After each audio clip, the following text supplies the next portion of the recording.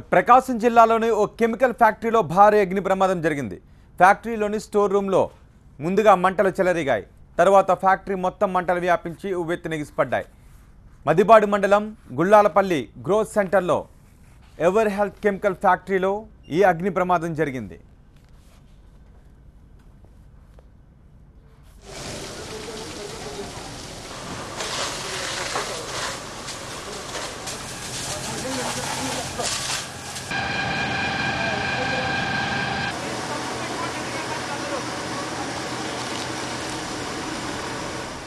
అగ్ని ప్రమాదం జరిగిన వెంటనే ఫ్యాక్టరీలోని కార్మికులను ఫైర్ సిబ్బంది జాగ్రత్తగా బయటకు పంపించేశారు.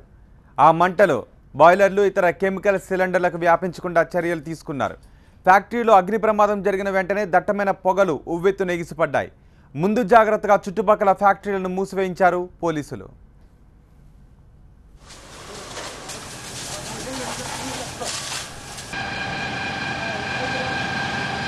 గుళ్ళాపల్లి గ్రోత్ సెంటర్లో ఉన్నటువంటి ఎవర్ హెల్త్ కెమికల్ ఫ్యాక్టరీలో ఈరోజు 10 గంటల 20 నిమిషాలకి అగ్ని ప్రమాదం సంభవించింది. సమాచారం తెలుసుకున్న వెంటనే నేను ఎస్ఐ గారు ఫైర్ సిబ్బందికి తెలియజేసి ఒకటొకటిన ఈ సంఘటనా స్థలికి చేరుకోవడం. రెవెన్యూ వారు కూడా వచ్చారు. అట్లా నైలా అసోసియేషన్ వాళ్ళు అందరూ వచ్చి ఇక్కడ పరిస్థితిని పర్యవేక్షించాము.